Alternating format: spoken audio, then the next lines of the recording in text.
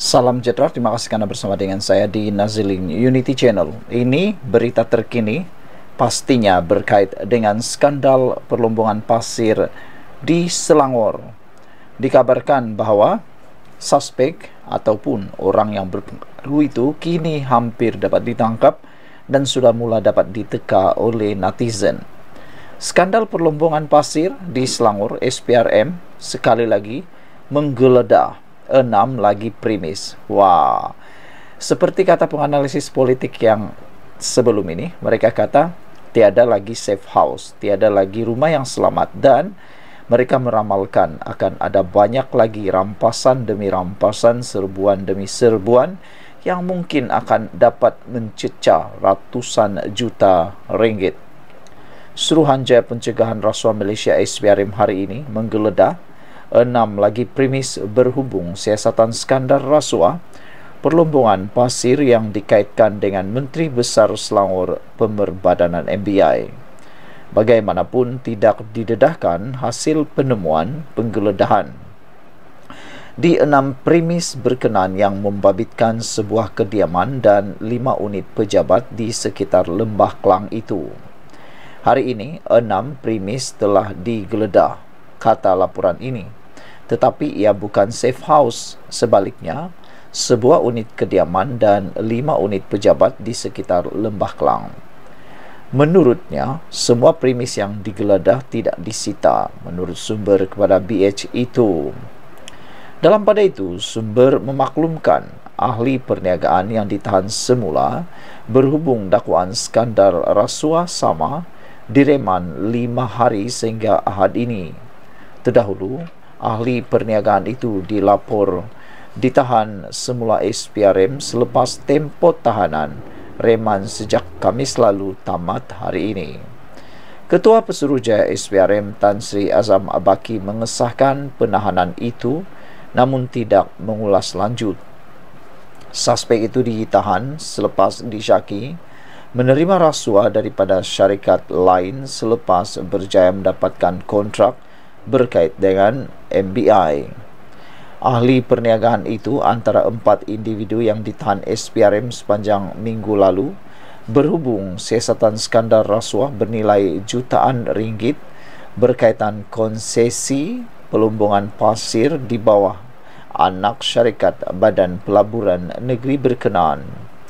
3 lagi membabitkan seorang bekas pekerja MBI berusia 45 tahun, seorang lagi pemandu berusia 43 tahun dan seorang wanita yang juga bekas pegawai kewangan berusia 46 tahun yang didakwa terbabit dalam kes berkaitan konsesi pelombongan pasir itu. Azam sebelum ini berkata seorang ahli politik itu, bagaimanapun seorang ahli politik dikaitkan dengan siasatan itu namun beliau tidak mendedahkan namanya. Beliau bagaimanapun menyatakan ahli politik itu akan dipanggil selepas penyiasat mengumpul serta mengesahkan semua bukti diperlukan termasuk dokumen dan wang. Dalam serbuan Sabtu lalu, SPRM menjumpai 1.529 juta Singapura dolar di sebuah lokasi yang dirujuk sebagai rumah selamat atau safe house. 2 hari kemudian, Azam memaklumkan pegawainya menemui 2 lagi safe house lain dengan satu daripada premis itu menempatkan wang tunai berjumlah kira-kira RM243,000 mengikut kadar semasa. Katanya SPRM juga menemui kira-kira RM78,000 Malaysia di pejabat lain selain menerima maklumat yang sebahagian wang sudah dilaburkan di Singapura dan mungkin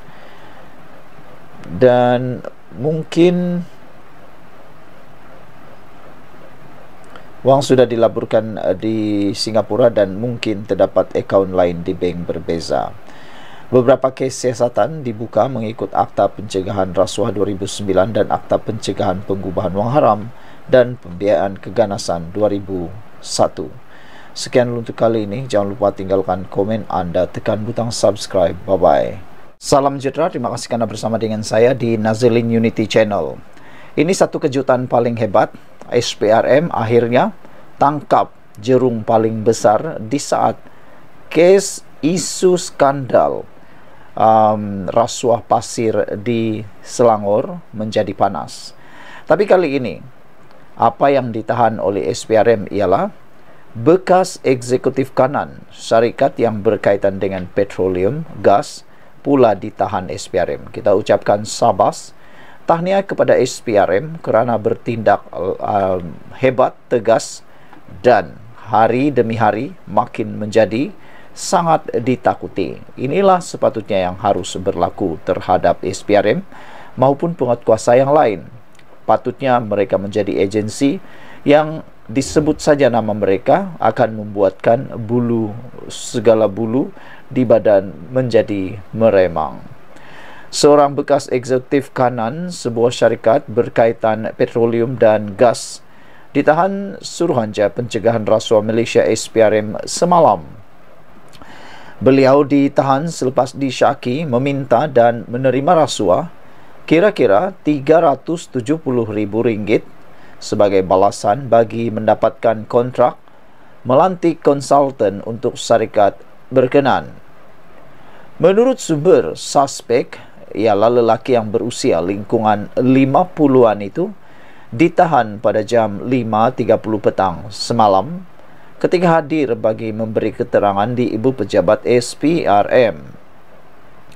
Siasatan awal mendapati suspek ketika itu yang bertugas sebagai eksekutif kanan di sebuah syarikat berkaitan petroleum dan gas dipercayai meminta dan menerima rasuah daripada 4 individu terbabit. Saudara-saudara sekalian, ia bagi membolehkan mereka dilantik sebagai konsultan pakar geologi untuk kerja-kerja di syarikat terbabit, katanya. Menurutnya, kesemua individu terbabit dibayar antara RM750 hingga RM2.100 sehari, bergantung kepada kadar bayaran konsultan, pakar geologi dan tawaran diputuskan oleh syarikat suspek. Suspek disyaki menerima wang rasuah melalui transaksi pindahan ke akaun bank miliknya daripada akaun bank keempat individu itu yang berjumlah antara RM150 hingga RM500 sehari, katanya. Perintah reman terhadap suspek selama 4 hari sehingga 18 Oktober ini dikeluarkan Magistrat Irza Zulaika Rohanuddin selepas permohonan dibuat SPRM di Mahkamah Magistrat Putrajaya pagi tadi. Sementara itu, pengarah kanan bahagian siasatan Datuk Seri Hisamuddin Hashim ketika dihubungi mengesahkan tangkapan itu, katanya, kes terbabit disiasat mengikut Seksyen 16A dalam kurungan E Akta SPRM 2009. Saudara-saudara sekalian, dengan adanya tangkapan seperti ini, seluruh rakyat Malaysia kini berbangga mempunyai agensi seperti SPRM yang hebat. Pastinya, kehebatan dan keaktifan SPRM sekarang ini pasti akan membuatkan semua orang yang raja sakau, raja rasuah, pasti akan takut. Sekian dulu, ikuti terus ulasan selepas ini. Tinggalkan komen Anda. Salam sejahtera, terima kasih kerana bersama dengan saya di Nazilin Unity Channel. Sekali lagi, SPRM menahan semula ahli parlimen yang dikaitkan dengan ahli politik. Ahli perniagaan yang ditahan reman oleh Suruhanjaya Pencegahan Rasuah Malaysia SPRM sejak Khamis lepas berhubung dakwaan skandal rasuah membabitkan Menteri Besar Selangor Pemerbadanan MBI telah ditahan semula hari ini. Ketua Pesuruhjaya SPRM Azam Baki mengesahkan penahanan berkenan tetapi enggan mengulas lanjut. Menurut sumber yang rapat dengan siasatan, individu itu ditahan semula selepas perintah tahanan reman berkenan kes pertama tamat hari ini. Pegawai penyiasat memutuskan untuk menahan semula ahli perniagaan itu kerana menerima maklumat dia mungkin terlibat dalam satu lagi kes rasuah. Kes kedua juga ada kaitan dengan MBI, tetapi membabitkan projek lain di bawahnya, kata sumber dari SPRM itu. Suspek didakwa menerima rasuah daripada syarikat lain selepas berjaya mendapatkan kontrak berkaitan MBI. Menurut sumber, SPRM masih menyiasat jika kes kedua mempunyai kaitan dengan ahli politik terkenal yang dipercayai terlibat dalam skandal lain. Ahli perniagaan itu antara 4 individu yang ditahan SPRM minggu lepas kerana disyaki melakukan rasuah berkaitan konsesi pelombongan pasir di Selangor.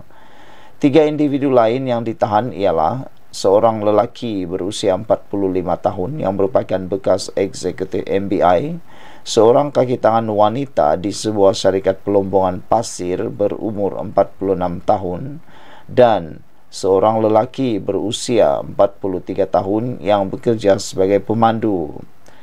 Bekas eksekutif MBI berkenan dibebaskan SPRM selepas ditahan 24 jam kerana mengalami masalah kesihatan.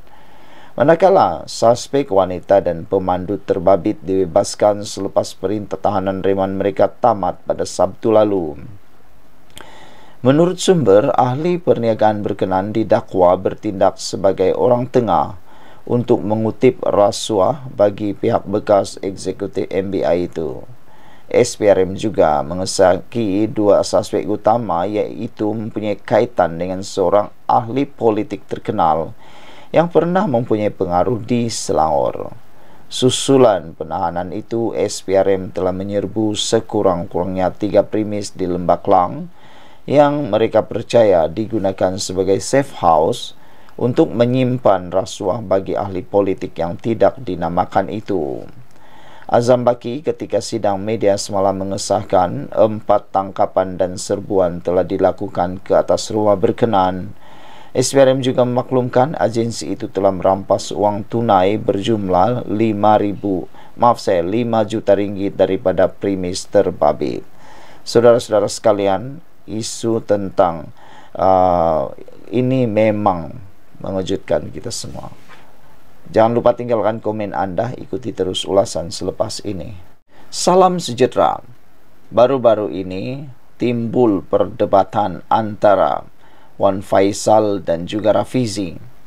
Rafizi menjemput Wan Faisal berdebat dalam podcast. Tetapi Wan Faisal dengan sombong dan angkuh menyatakan dia mahu buat debat di televisyen. Tapi ramai netizen yang menyekolahkan kembali Wan Faisal, kata mereka belum layak untuk buat live. Manakala Rafizi pula membalas semula pernyataan tersebut.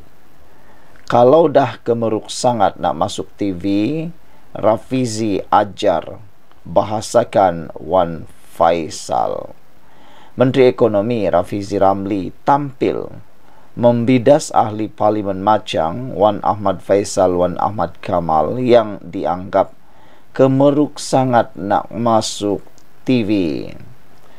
Sindiran timbalan Presiden PKR itu selepas Wan Faisal menolak pelawaan untuk berdebat menerusi audio siar, sebaliknya mahu debat secara langsung di TV arus perdana. Rafizi berkata debat menerusi TV adalah mahal kerana perlu membayar masa siaran airtime jika di saluran swasta. Manakala jika menerusi RTM, rakyat pula perlu membayarnya. Sebab itu, kalau nak debat sangat, debatlah di podcast. Tak guna airtime TV. Percuma jimat belanja. Kalau saya layan Wan Ahmad Faisal nak masuk TV, secara prinsipnya saya kena layan semua ahli parlimen yang cabar debat, kata Rafizi lagi. Kalau dah kemeruk sangat nak masuk TV, Wan Ahmad Faisal boleh dapatkan persetujuan PN Perikatan Nasional untuk mewakili kepimpinan PN atau boleh ulang cadangan cetak wang. Confirm seminggu masuk TV. Perli Rafizi menerusi satu hantaran dimuat naik di platform X. Lagi menarik lagi ialah siapa yang buat tawaran dia bayar kos. Itu kata netizen. Jadi Mereka mahu kalau Wan Faisal yang membuat tawaran mahu dalam TV, biarlah Perikatan Nasional Wan Faisal lah yang membayar kos tersebut. Jangan pula terhege-hege nak paksa kerajaan membayar permintaan beliau. Kemarin Wan Faisal mahu berdebat secara langsung dengan Rafizi di TV seperti ahli parlimen Bacok, Muhammad Zahir C. Sulaiman menerusi Astro Awani pada 9 Ogos tahun lalu. Malah wakil rakyat PN dari Bersatu itu berkata, dia tiada masalah jika berdebat 2 lawan 1 serentak dengan Menteri Komunikasi Fahmi Fadzil. Mengulas lanjut, Rafizi berkata debat dengan Zahir diadakan selepas pimpinan tertinggi blok pembangkang tersebut, antaranya Sanusi, Maknur, dan pengerusi PN Selangor Datuk Seri Muhammad Azmin Ali menolak jemputan. Perikatan Nasional wakilkan kepada YB Zahir, sebab itu debat akhirnya dengan beliau sebagai mewakili PN, hujahnya. Pada 9 Ogos lalu, Rafizi mempelawa Wan Faisal yang juga Ketua Angkatan Bersatu Anak Muda Armada bersatu untuk berdebat mengenai bagaimana merancangkan ekonomi dengan mencetak wang. Ahli Parlimen Pandan itu berkata isu tersebut perlu dibahaskan kerana ia adalah idea paling bernas mengenai ekonomi yang pernah datang daripada pimpinan PN. Sekian untuk kali ini. Jangan lupa tinggalkan komen anda. Ikuti terus ulasan selepas ini. Salam sejahtera. Terima kasih karena bersama dengan saya di Nazilin Unity Channel. Bukan demokrasi yang mati, tapi perjuangan asal PASLA yang mati. Pesuruhjaya PAS Perak, Razman Zakaria, secara tiba-tiba melenting apabila mengetahui Anwar Ibrahim mengarahkan agar keputusan PRU 15 untuk Parlimen Bagan Datuk tidak dikira semula. Sebelum itu, Setiausaha Politik Kanan Anwar, Samsul Iskandar Mad-Atkin, mendedahkan perkara itu dalam satu wawancara. Untuk rekod, dalam PRU 15 Parlimen Bagan Datuk, Samsul tewas kepada Datuk Seri Zahid Hamidi dengan hanya majoriti 348 undi.